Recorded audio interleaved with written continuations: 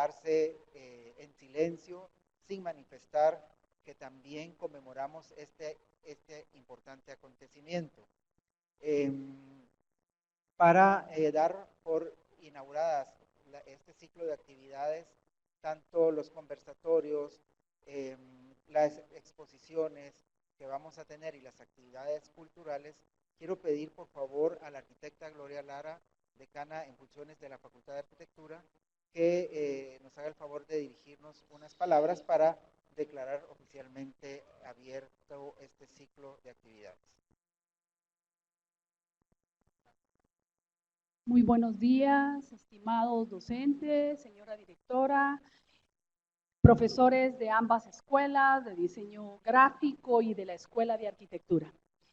Es un gusto poder estar acá con ustedes en una actividad como esta que muestra realmente un movimiento muy importante, como decía aquí el doctor, que se dio a nivel mundial, que surgió de las cenizas, podríamos decir, posteriores a la Primera Guerra Mundial, con sus grandes representantes. Yo no voy a intervenir en muchas de las situaciones históricas y de movimiento, porque aquí me tendrían que hacer las correcciones los doctores. Tenemos expertos y lamento no poderme quedar con ustedes a la conferencia en este caso, pero participaré en las otras. Un movimiento que se fusionó elementos muy importantes para el mundo entero: la arquitectura, el diseño, el arte, la parte también artesanal. Qué bueno que puedan ustedes celebrarlo, que podamos, más bien dicho, hacer actividades de este tipo y hacer conciencia con nuestros estudiantes de la importancia que tiene, de enviarlos al centro histórico de nuestra ciudad, donde tenemos nosotros ejemplos, porque hay una participación también grande de ese movimiento en Guatemala. Entonces, declaro de esta manera oficialmente inaugurada las conferencias, su ciclo de actividades, y bienvenidos sean cada uno de ustedes. Gracias. Gracias, arquitecta Lara. Como ustedes habrán visto en las invitaciones, pues es un programa que arranca ahorita, bueno, arrancó ya en la mañana porque se montó la exposición y el lecture launch dedicado exclusivamente a compartir literatura relativa al tema, y que los estudiantes pues ya lo han tenido la oportunidad de visitar, y todo el que quiera pues está invitado. Ahora tenemos este conversatorio. En la tarde tendremos la participación de Jennifer Montes, egresada de la Bauhaus en Dessau, y tenemos nuestra próxima actividad el 16 de octubre, también con otro conversatorio y otra conferencia por la tarde. Así que vamos a proceder a la actividad programada del día de hoy, no sin antes agradecer el aporte y el entusiasmo para participar de la arquitecta Brenda Penados y del licenciado Marco Antonio Morales, que además de participar y compartir con nosotros sus experiencias, pues nos han aportado archivos.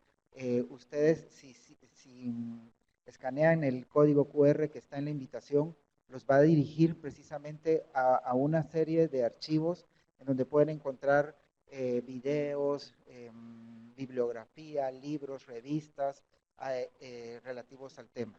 Y mucho del material que está expuesto en el pasillo es aporte de la colección privada del licenciado Marco Antonio Morales, así que les agradecemos, y también agradecemos a los estudiantes de diseño visual 7, creo que es 4, de Anaí Ramírez, que también colaboraron con nosotros para montar la muestra de los pósters. Así que la idea de estas actividades y estos conversatorios es recuperar ese espíritu de la Bauhaus, en donde estudiantes, profesores, todos formaban una comunidad. Así que durante este ciclo de pláticas y de conversatorios, los vamos a enfocar más a cómo el diseño puede tener la posibilidad de darnos la oportunidad que como comunidad nosotros nos podamos unir. Entonces vamos a iniciar este conversatorio proyectando un corto video, ¿verdad? Más relacionado con el ballet, con la danza, y luego pues vamos a hacer el micrófono tanto a Brenda como a Marco Antonio para que ellos compartan su experiencia de cómo la Bauhaus los ha marcado y cómo ha influenciado cada uno de sus tareas, y luego vamos a proceder a un intercambio más abierto. Pues vamos a dejar el micrófono abierto para que podamos conversar todos. Así que vamos a proceder con el...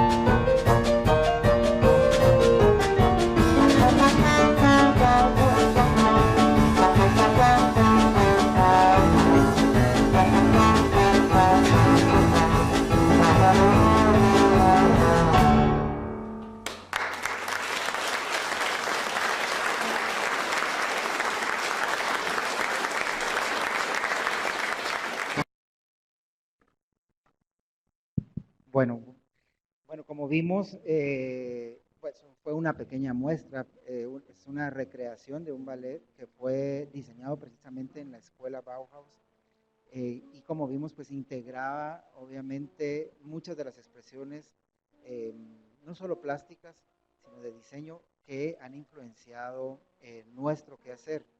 Entonces, para seguir conversando al respecto, quisiera por favor pedirle a nuestros panelistas que nos acompañen en adelante, eh, la arquitecta Brenda Penados y el licenciado Marco Antonio Morales, quienes van a compartir con nosotros parte de su experiencia desde cómo la escuela Bauhaus los ha influenciado. Y luego pues vamos a tener un intercambio de ideas también con ustedes. Buenos días, gracias por estar aquí.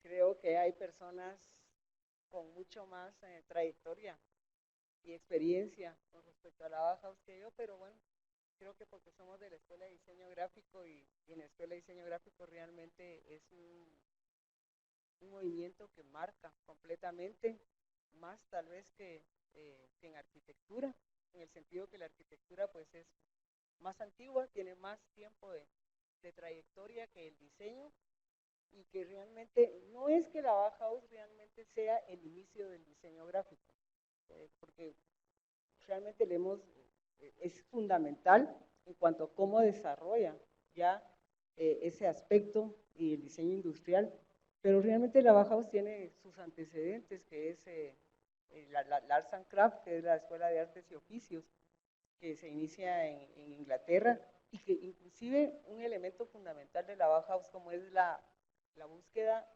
de diseño para la sociedad, para solventar algún problema y llevar esa estética conjuntamente con pues en el caso del Arts and Crafts no era tanto la tecnología, pero llevar esa estética hacia los elementos con los cuales uno va a tener una relación directa, pues ahí se iniciaría realmente lo que la carrera o el área de diseño gráfico.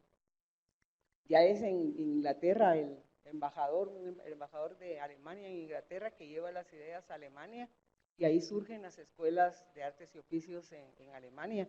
Y una de las, digamos que se intermedia entre la Bauhaus y el Arts and Crafts, que está la escuela de la Werbung, que inicia también con muchos de los elementos que después va a retomar la Bauhaus.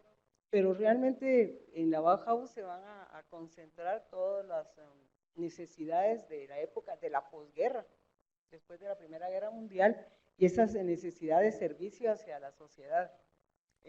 Ojalá que un país como Guatemala pudiera tomar las ideas realmente fundamentales que se desarrollan en esa época, que es una época donde concuerdan muchos elementos como van a ser los efectos de la revolución industrial, y que lleva a grandes migraciones hacia la ciudad, a la necesidad de la búsqueda de una mejora, y que también tiene sus aspectos negativos en un momento determinado, aunque en ese momento en Alemania ya se podía contar con servicio eléctrico para casi todas las viviendas, sí habían problemas serios que resolver, que va a ser uno de los elementos fundamentales del desarrollo de la escuela, que básicamente son como el aglomeramiento de las personas que llegan de las migraciones y no tienen dónde vivir, o sea, la búsqueda de una vivienda. Ya aparecen problemas serios como la contaminación por las fábricas que resolver, y Gropius, que es digamos, el que toma la batuta para crear la Bauhaus, entra a raíz de que Van den Velde, que era un belga, que bueno, era del área del norte, que básicamente dirigía la Escuela de Bellas Artes y de Artes y Oficios en Alemania. Entonces, la Bauhaus es realmente el primer gran movimiento de cambio, que es una escuela diferente, que busca un currículum donde pueda entrar esa estética y la tecnología y la búsqueda hacia la sociedad para resolver los problemas. Es vanguardista, es innovadora, cambia casi todo la forma de la relación. Ya no, en ese tiempo ya no éramos profesores y estudiantes, sino que eran digamos, los que dirigían básicamente, y las personas que tenían la oportunidad de poder compartir. Todos comparten conjuntamente el aprendizaje. En los inicios en el Bauhaus no se preocuparon mucho como ahora nos preocupamos, o las nuevas escuelas derivadas de la Bauhaus, de la teoría, o sea, de las clases magistrales, de enseñar teorías, de que los estudiantes estuvieran constantemente viendo bibliografías, sino que fue más un tiempo de mucha experimentación, de mucha fraternidad inclusive, y que aunque uno no pues yo nunca le había puesto atención, le voy a decir hasta hace muy poco tiempo, cómo las mujeres entraron y compartieron todas esas experiencias. Por la escuela de la Bauhaus pasaron 462 mujeres, que fueron mujeres revolucionarias, que en esa época pues decían, se cortaron el pelo para estudiar, literalmente se cortaban el pelo, eran muy vanguardistas, y de las cuales tal vez una no fue estudiante de la Bauhaus, pero fue profesora, pero de ahí salieron muchas profesoras que fueron estudiantes y fueron profesoras, al igual que hombres, ¿verdad? No solo las mujeres.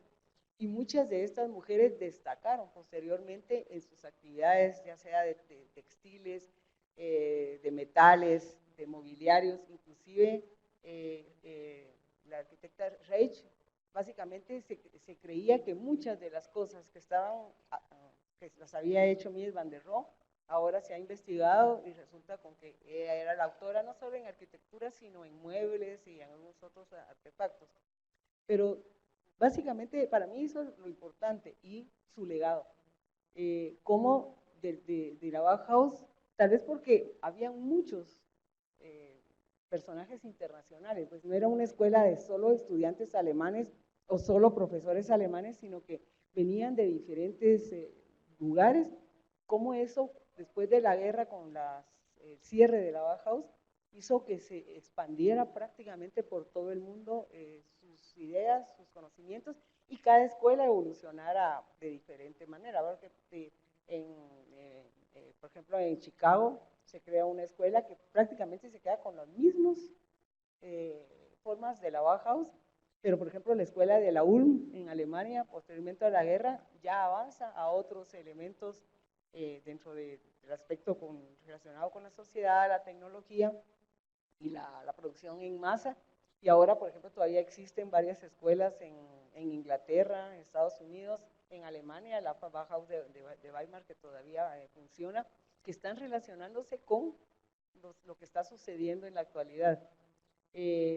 Por ejemplo, personajes que salieron de aquí, como Meyer, que estuvo algunos años en Rusia, se va con algunos estudiantes a Rusia, y posteriormente estuvo 10 años, me parece, trabajando en México, aunque no hizo obra, pero era el que dirigía la parte esta de construcción y urbanismo en México. En Chile, Perú, en Colombia se crean las escuelas posteriormente. Hay otra escuela en África que también está derivada de la Bauhaus, y actualmente pues hay muchos elementos que se están creando. Por ejemplo, en Alemania hay un estudio relacionado que salió de la escuela de la Bauhaus de Weimar, la nueva, que están trabajando en la producción de la nueva cerámica vidriada dentro de los modelos de la Bauhaus. O, por ejemplo, hay un tipógrafo alemán que se va a Amán, a Jordania, a crear la nueva tipografía, muy recientemente la nueva tipografía de Amán, que inclusive está incluida la tipografía, esta que ellos tienen, pues, la tipografía de nosotros y la tipografía árabe dentro de estos aspectos. En África también se está trabajando muchísimo en lo que sería la construcción de vivienda social, y en Alemania actualmente, que también ya lo que vino de la Bauhaus, todavía se trabajó muchísimo después de la Segunda Guerra en la producción de muchos edificios y elementos. Y la otra cosa que tal vez quería compartir, que para mí sí fue fundamental, bueno, pensarán aquí porque aquí ya no hay nadie que estudió conmigo. Ya soy de las que me dieron el diploma aquel día de más de 30 años y que casi me muero de ver, pero no pensé, hay algunos otros, que no solo soy yo, que me dieron el famoso diploma. Pero yo cuando estudié, mi primer contacto con la Bauhaus fue realmente una investigación que trabajamos con el maestro Cabrera sobre Paul Klee y Vasily Kandinsky, que fue así como mi introducción a estos elementos. Y luego ya mi experiencia en la Escuela de Diseño Gráfico, donde realmente pues uno de los temas fundamentales es la Bauhaus y las influencias de todo el desarrollo de este minimalismo que tenemos en la actualidad, ¿verdad? Todavía pues inclusive el minimalismo en los años 70 y el nuevo minimalismo que tenemos en diseño gráfico en la actualidad. Creo que la Bauhaus es fundamental en la evolución del diseño gráfico, el diseño industrial, en la arquitectura y en todas prácticamente los elementos que concordaron, inclusive en las artesanías, porque aunque eran artesanías, después se convirtieron en producción tecnológica de masas y fueron tal vez los primeros que lograron, porque la ideal venía desde el Arts and Craft. El problema del Arts and Craft era que sí lograron incluir esa estética para llevarlo a las personas y querían que fuera social, pero el problema era que como era tan artesanal, era tan caro, que realmente solo la gente igual de altos niveles podía consumirlo. Pasó a la época del Art Nouveau, donde lograron de alguna manera introducir esa producción un poco más en masa, pero realmente es hasta la Bauhaus donde se da esa unión de arte, estética, artesanías inclusive al inicio y la tecnología. No sé si después van a hacer ustedes preguntas, no sé si se lo va a pasar a Marco. Muchas gracias, Brenda.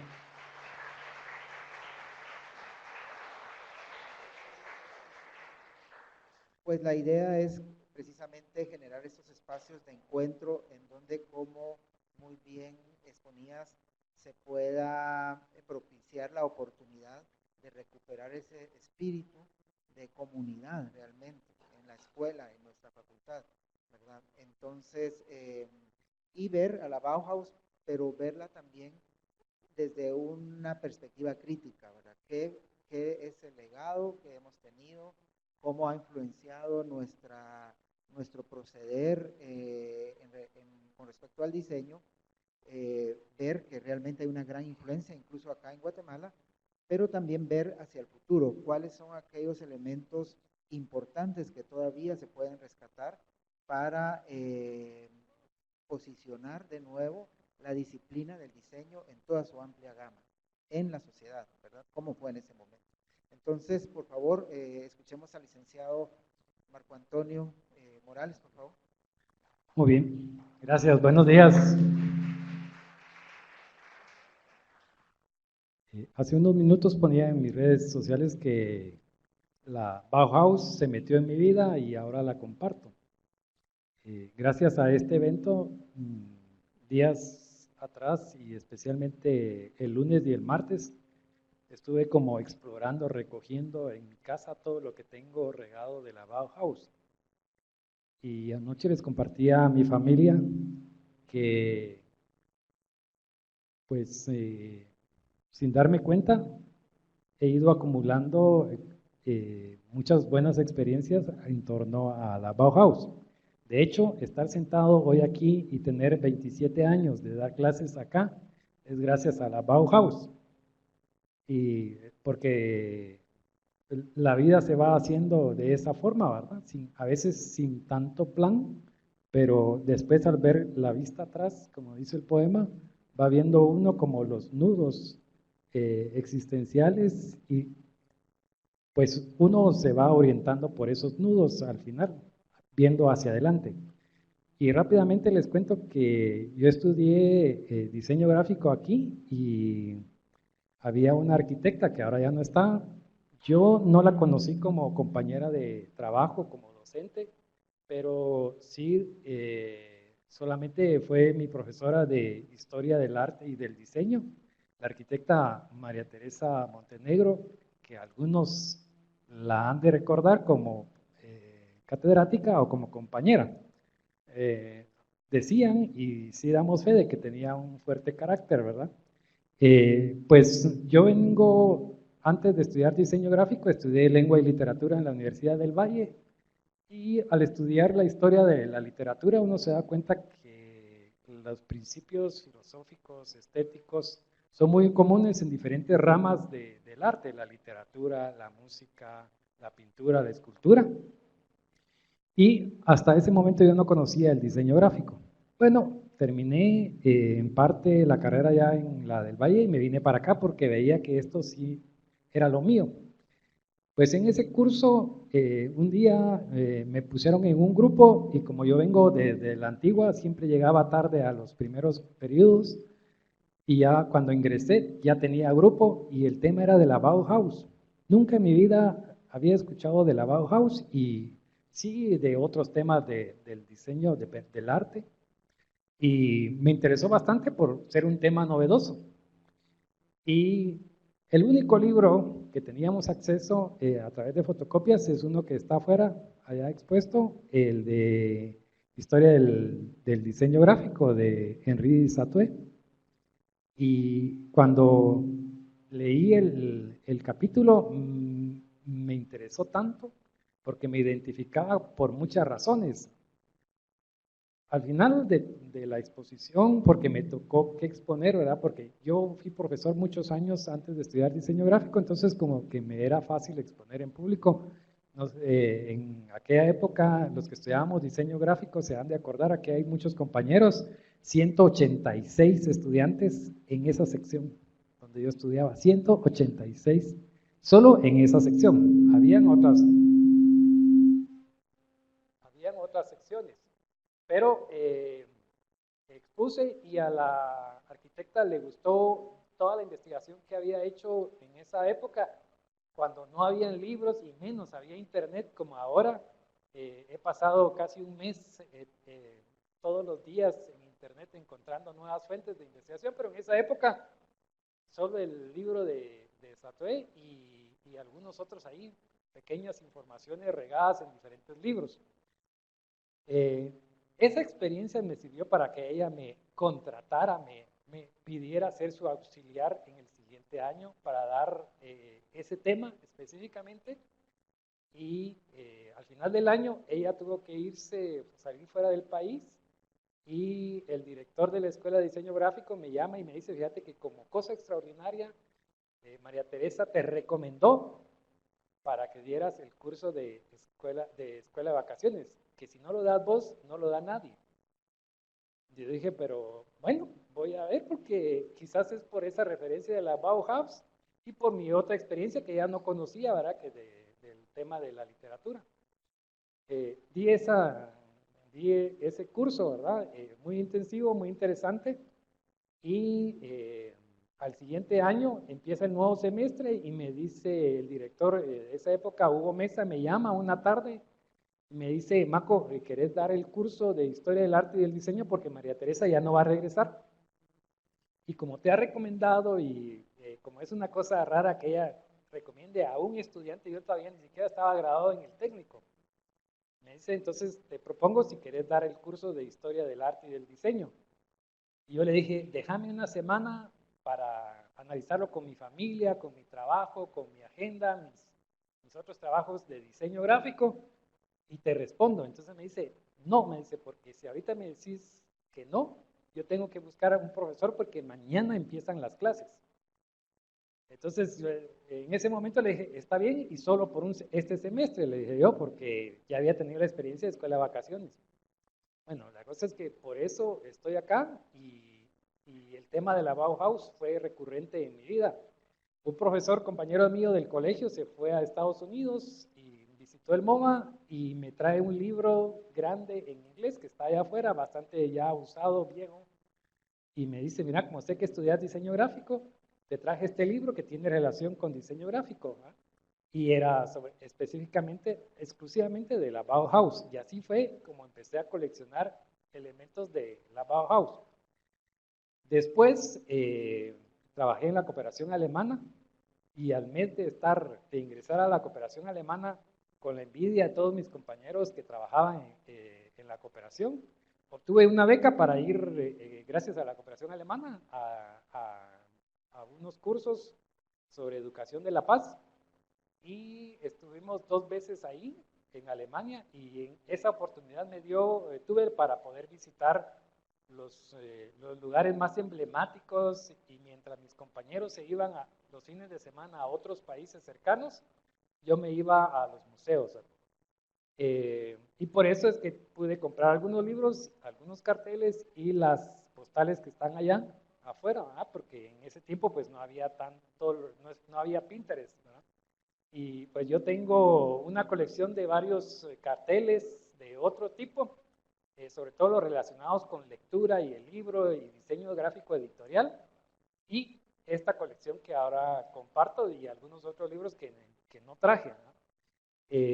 Pues así ha sido y sin querer, pero después sí identificándome mucho con los principios de la Bauhaus, porque no solo ha sido esta coincidencia académica y de estar allá en Alemania, sino que también los criterios, los principios, los objetivos de la Bauhaus me han hecho a mí fortalecer, me identifico mucho. Antes de la Bauhaus ya tenía una visión, sin embargo me identifiqué mucho con la Bauhaus, sobre todo por el tema de la comunicación, del diseño, de acercar el diseño a la sociedad para hacer una sociedad más justa, más humana.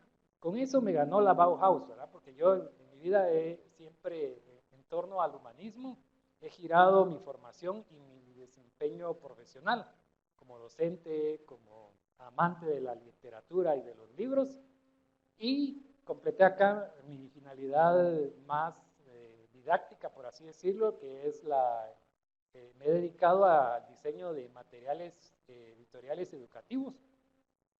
Y la Bauhaus influyó mucho en mí con esa visión un tanto social, muy política, muy didáctica, muy comunicativa, pero sobre todo humana.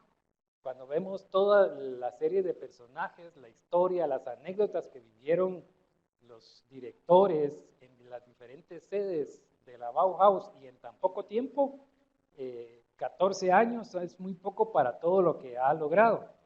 Hoy, al ingresar un poco antes de clases, me encontré con un estudiante que me ayudó a cargar con todos los libros y los trabajos que traía y me decía, Maco, ¿por qué se ha idealizado tanto la Bauhaus? ¿No cree usted que se está exagerando, endiosando a la Bauhaus? Y le digo, desde los primeros años la Bauhaus fue criticada por eso, ¿verdad? Siempre tuvo enemigos adentro y opositores, enemigos afuera y opositores adentro. Y los directores tuvieron que estar luchando con todas esas fuerzas. Sin embargo, lograron mucho debido a esa filosofía de participación y construcción muy democrática. Y aquí quiero señalar como dos sentidos del tema de la construcción, porque aunque la Bauhaus inicialmente su objetivo y por lo cual fue aprobada financiera y académicamente, era porque además de mejorar la escuela de artes y oficios, que es toda la parte artesanal, también había como la promesa, la expectativa y el plan de formar arquitectos. Y el tema del título de la Bauhaus quiere decir eso, era casa de construcción.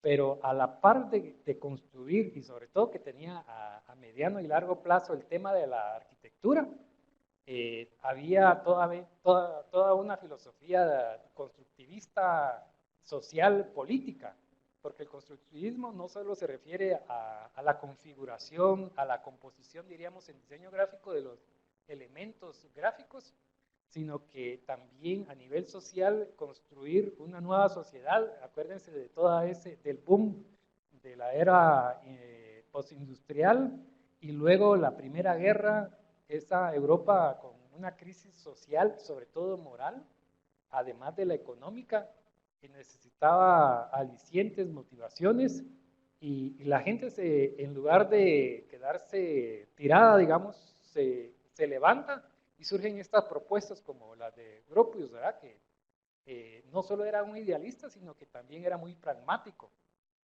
Y bajo esa línea se creó la Bauhaus y así fue la historia. Y en 14 años la Bauhaus iba cambiando casi semestre por semestre. No solo por la diversidad de corrientes y de profesores, que cada uno aportaba algo, sino porque las condiciones económicas e ideológicas le iban haciendo que se cambiara, además de la demanda. Tema muy importante, la participación de las mujeres, que hoy en clase hablábamos de eso porque los estudiantes del segundo ciclo, al igual que el cuarto ciclo de diseño gráfico, están trabajando el proyecto de integración con el tema de la Bauhaus. Y interesante cómo se han ido involucrando los estudiantes con este tema, más allá de mi pasión por este tema, ¿verdad? Sino porque coincide con los 100 años. El tema de la participación de las mujeres, como bien lo decía Brenda, fue durante muchos años invisibilizado y ya desde los primeros días de la Bauhaus, la mayor parte de la población estudiantil eran mujeres. Pero pasaban el primer taller, el primer curso, el primer semestre, que era el curso inicial, que yo lo hago como una relación con fundamentos del diseño, y diseño visual 1, en el caso de diseño gráfico, pero creo que en arquitectura también tienen cursos similares. Al pasar ese primer curso pasaban ya a los talleres más específicos. Casi todos tenían que pasar por todos los talleres, pero tenían la posibilidad de decidir por cuál era el siguiente taller. Y en esos talleres habían 2 profesores. Uno que era el que le daba toda la parte no teórica, pero no bibliográfica, como lo decía muy bien Brenda. Era un profesor que venía de las artes visuales y que tenía todo un cúmulo sistematizado respecto a la forma, o al espacio, o al color, o a los materiales. Luego había un maestro de taller en el mismo curso que se encargaba de la parte artesanal o de manufactura, de cómo elaborar los objetos. Entonces, entre el profesor de la forma, que era como la visión teórica, sistemática de la forma, con el maestro del taller, se complementaba la formación de los estudiantes. Durante 3 años más o menos estudiaban y al finalizar dejaban su rol de aprendiz y pasaban a ser oficiales. Algunos estudiantes, al concluir ya a ser oficiales o graduarse, se quedaron como maestros. Y debido a cuestiones económicas y políticas un tanto, tuvieron que moverse de su sede, de la primera sede, que esa sede también tiene mucha historia emblemática, porque Weimar fue como tiene un legado político, democrático y cultural. El referente ahí más visual es Goethe, que es un filósofo, artista y todo multifacético, que influyó mucho en la sede. Y ahí nace precisamente la Bauhaus. Luego lo sacan de Weimar, ¿verdad? Por cuestiones políticas, y ya se empezaba toda esta tendencia muy nacionalista a crecer. Pero dentro de la escuela habían bastantes estudiantes de origen judío, mujeres y otro grupo que se fue creciendo y al final los sacaron, que eran los comunistas. Toda esta diversidad, no solo cultural, artística, creó muchos opositores y sobre todo muchos enemigos, ¿verdad? Porque seguramente han de haber escuchado ustedes el tema de Kandinsky y la influencia de otros rusos dentro de los movimientos artísticos y sobre todo dentro de la Bauhaus. Y entonces venía el nacionalismo nazi que fue creciendo poco a poco y que los van sacando, los pasan a Dessau, ahí sobreviven y conforme iban cambiando de sede y conforme iban avanzando los años, todo el principio de convivencia artesanal y de la visión de los grandes maestros del espacio, la forma y el color se fue perdiendo. Y los profesores como Paul Klee, Itten y otros que iban con esta filosofía muy cosmopolita o muy desde la diversidad, diríamos ahora, se fue creciendo. Sin embargo, se fue fortaleciendo la enseñanza de la arquitectura, de Weimar a Dessau y luego a Berlín, donde termina prácticamente siendo una escuela de arquitectura, aunque ya no sostenida por el Estado o los gobiernos municipales, sino siendo una escuela privada. Sin embargo, tenía el estigma de la población estudiantil ser más proclive a nacionalidades no alemanas. La mayoría de los profesores venían de diferentes lugares, ¿verdad? De Hungría, Laszlo Moholy, suizos, rusos, o que habían viajado por el mundo, porque esa es una de las características de los profesores de la Bauhaus, viajar por muchos lugares y formarse en diferentes lugares. Y creo que eso marcó bastante la escuela. Y finalmente la clausuran por su identificación comunista, ¿verdad? Y así es, en 1933 termina la escuela cerrada, pero empieza una nueva historia, ¿verdad? Yo aquí lo dejo porque lo demás seguramente lo encontrarán en libros y cursos y otras cosas similares, ¿verdad? Entonces, muchas gracias, licenciado Marco Antonio Morales. Definitivamente que la Bauhaus reflejó en sus expresiones la realidad económica, política, social que se vivía en ese momento en el mundo, pero principalmente en Europa.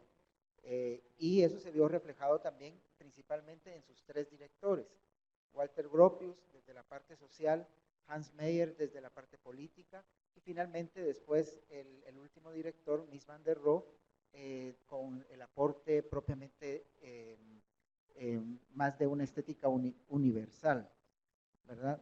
Y precisamente la idea de estos foros es que todos juntos como comunidad también hagamos esos procesos académicos de una aproximación crítica.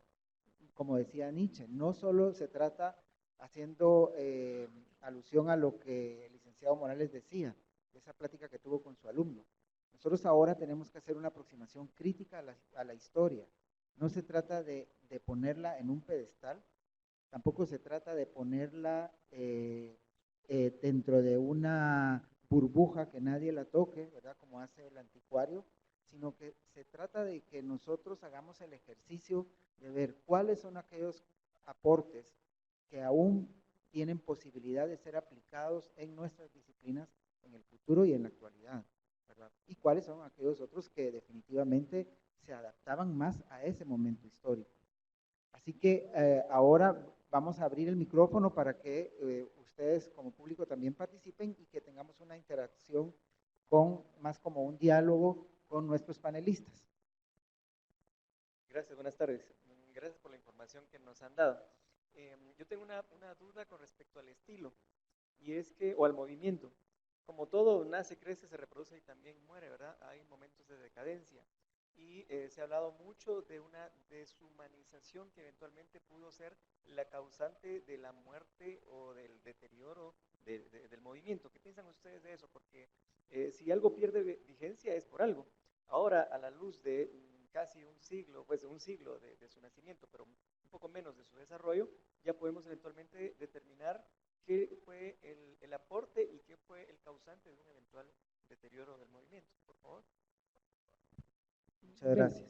Yo, por ejemplo, pienso que la deshumanización es un elemento que realmente fue fundamental, no en que desapareciera, porque creo que la Bauhaus, como decía anteriormente, con tanta gente de tantos lugares que se salieron de Alemania con las órdenes de Hitler y llevaron las ideas, tal vez no iguales, pero bastante parecidas en ese sentido, y hay escuelas que continuaron con esa parte tan social que tenía la Bauhaus de llevar la arquitectura conjuntamente con el diseño industrial y todos los elementos artesanales con estética, con arte hacia la población para que la población viviera de una mejor manera.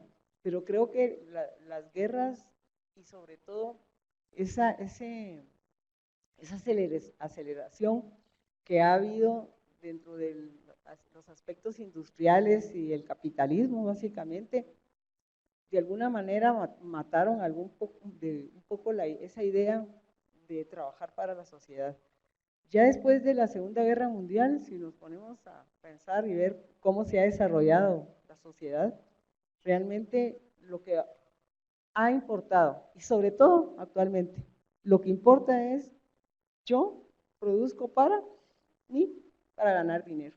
No produzco y no pienso en que lo que voy a hacer sea realmente para la sociedad. O sea, a ver, por ejemplo, Apple. Apple tiene toda la escuela de la Bauhaus. O sea, el creador, no, tal vez no actualmente, pero de todos estos aparatos que ustedes usan, si ustedes los ven, tienen esas características minimalistas del uso de los elementos fundamentales, digamos, el triángulo, el rectángulo, el círculo, etcétera, básicos, lo tienen. O sea, han tomado la parte de diseño, pero no la parte en cómo llegan o para qué sirve esto para la sociedad. Porque todos tienen celulares, yo como no tengo puedo decir, no uso puedo decir, pero póngale, todos lo usan. ¿Y qué hacen los estudiantes? Yo los veo. Lo que más aman es su celular.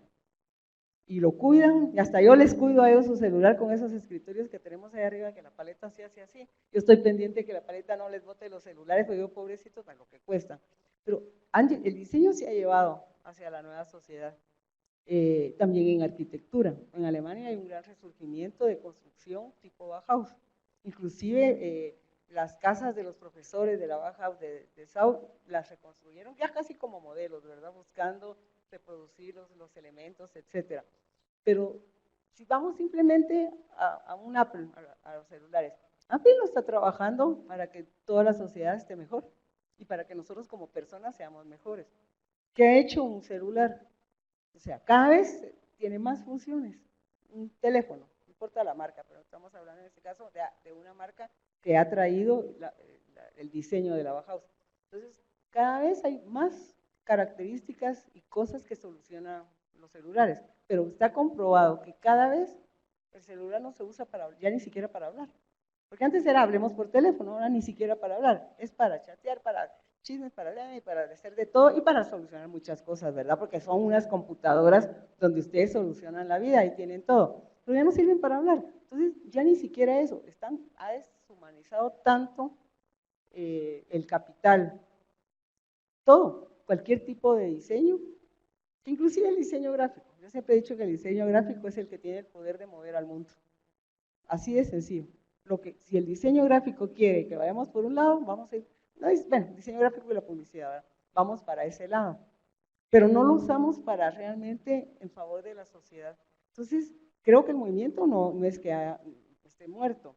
Ha tenido sus altas y sus bajas y conforme pasa el tiempo, pues como todo se idealiza, ¿verdad?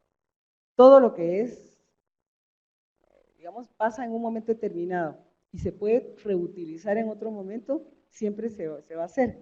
Y que las escuelas, actualmente sí pienso que tienen una gran ventaja las nuevas escuelas que siguen como la evolución del movimiento, que ya están tomando, por ejemplo, la escuela de diseño la de Ulm inclusive, y la de Inglaterra, ellos ya están trabajando dentro de esto mismo, ya no solo arte, ciencia, tecnología, sociedad, sino medio ambiente. Eso ya es algo nuevo, que no todas las escuelas lo tienen, que ya se están preocupando de no solamente, porque el medio ambiente, yo sé que hay gente como Trump que dice que no existe, va el problema, tal vez no existe, pero que todos lo sentimos y que está pasando y que no todas las escuelas lo están tomando como un elemento fundamental dentro de la educación. Entonces yo sí creo que tuvo sus alzas, sus bajas, que está ahorita con eso. Primero fueron los 50 años, ahora los 100 años, que se vuelve a poner como un de conocerla y que es importante el aporte que dio, porque tal vez no fue, por ejemplo en diseño gráfico, no fue la que inició lo que fue el diseño gráfico como ahora lo conocemos, pero sí la parte moderna de ese diseño, ¿verdad? Y que realmente, pues, en la actualidad todos, no todos, pero ahorita que está de los 100 años, todos volvemos a pensar en la Bauhaus y la importancia que tiene, pero sí creo que deshumanizó. No la Bauhaus, la sociedad, y que eso hizo que este movimiento perdiera una cierta vigencia, porque si la sociedad lo que necesita es producir para hacer dinero, el objetivo esencial de la Bauhaus ya no tiene ningún sentido. Solo para la parte social. Es el enfoque que debiéramos ir buscando de estos debates. ¿Qué es lo que le falta, digamos? ¿Qué es lo que podríamos aportar desde nuestro momento histórico a ese importante movimiento para que aún sea rescatable, ¿verdad? Tenemos otra pregunta aquí. Muchas gracias, Raúl. Buenas tardes, Paco y Brenda.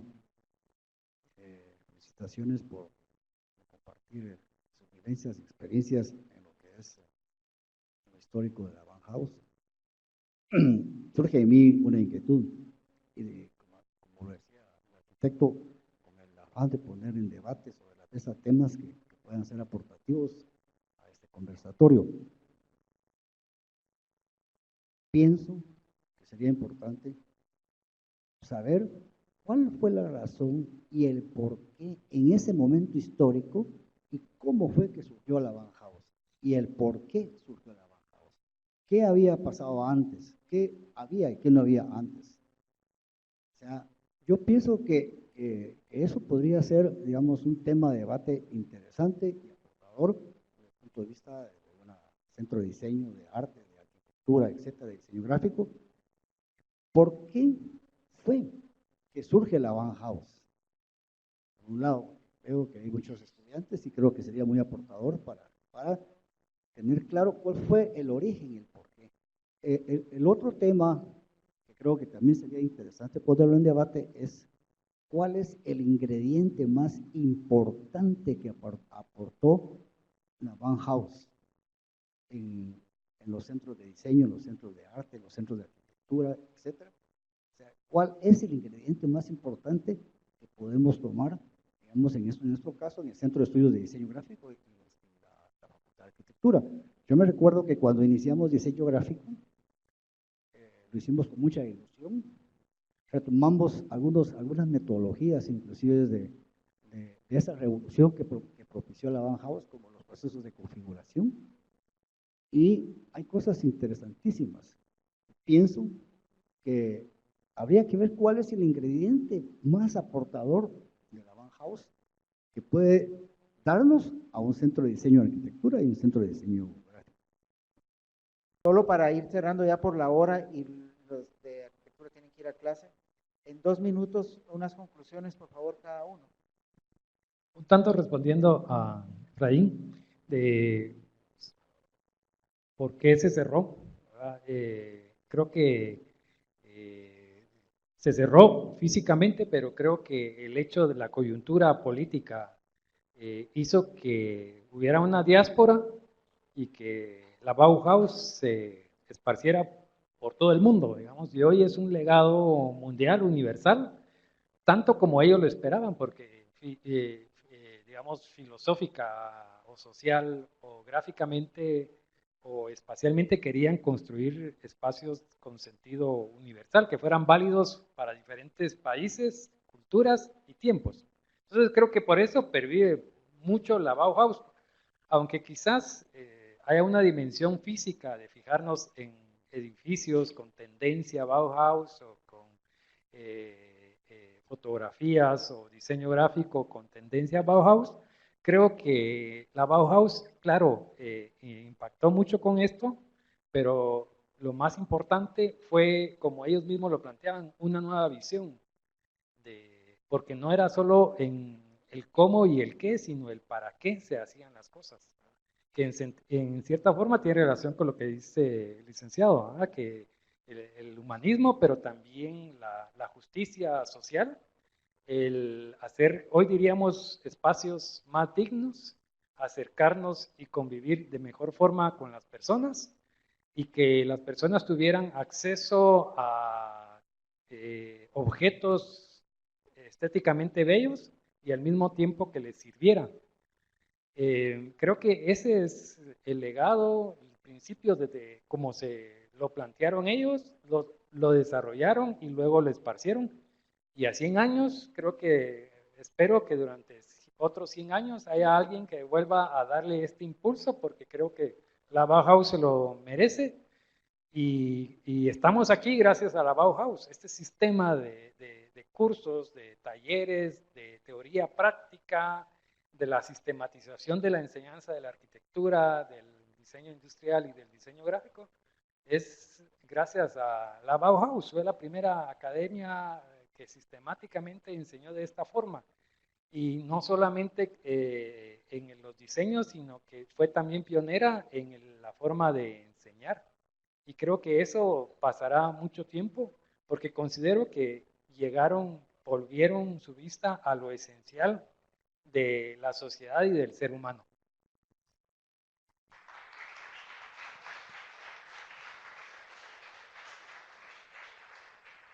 Bueno, yo como dijo Marco, sí realmente también pienso que el legado de la Bauhaus es esa vuelta a lo el redescubrimiento de lo esencial, pero no solo lo esencial desde el punto de vista estético de la forma, sino del ser humano y de las necesidades del ser humano.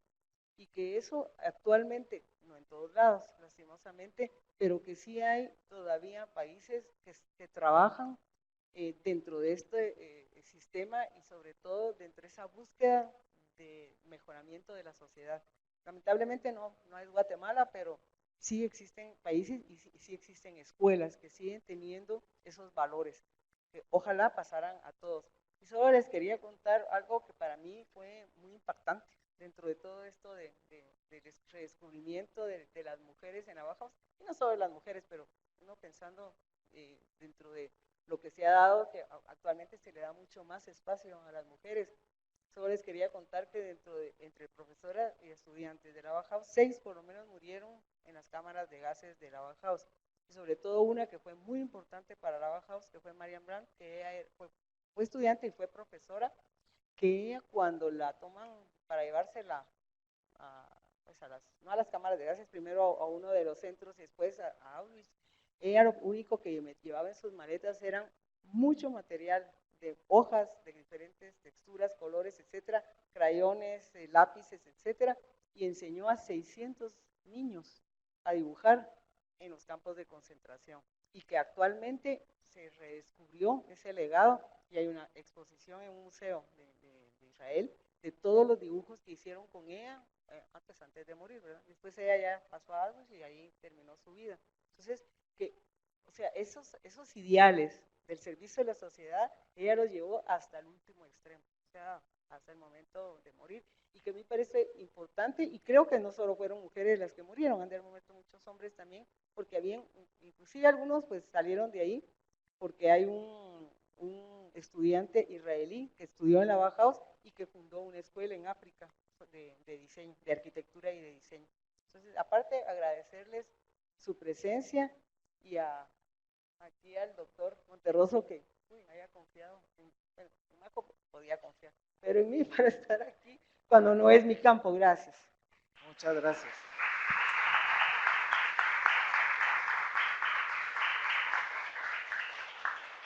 No, al contrario, muchas gracias a ustedes, no solo por su participación, sino por su entusiasmo, porque desde que les platicamos la idea en el equipo de innovación, ustedes siempre se portaron anuentes y con mucho entusiasmo a participar. Así que agradecemos de nuevo. Como conclusión podríamos decir que es importante visualizar ese legado de la Bauhaus en el sentido del enfoque humanista que la escuela tenía. Y segundo, también desde sus aportes, que logra sintetizar en dos valores prácticamente el diseño en toda su amplia gama, en lo útil y en lo estético, porque ese enfoque humanista estaba precisamente dirigido a que todos tuviésemos una mejor calidad de vida, no solo desde la organización de los espacios, el diseño de los objetos y el diseño de la comunicación también, que nos sirve para poder entendernos como especie. Así que les invitamos a que visiten la muestra, que visiten que ojeen los libros, que lean algo, para eso están, ¿verdad? Les agradezco de nuevo a los panelistas y los invitamos para hoy en la tarde, que va a estar con nosotros Jennifer Montes, egresada de la escuela de la Bauhaus actual en Dessau. y le agradezco también al claustro de profesores quien ha preparado un refrigerio. Los que puedan subir pueden estar en el segundo nivel. Muchas gracias.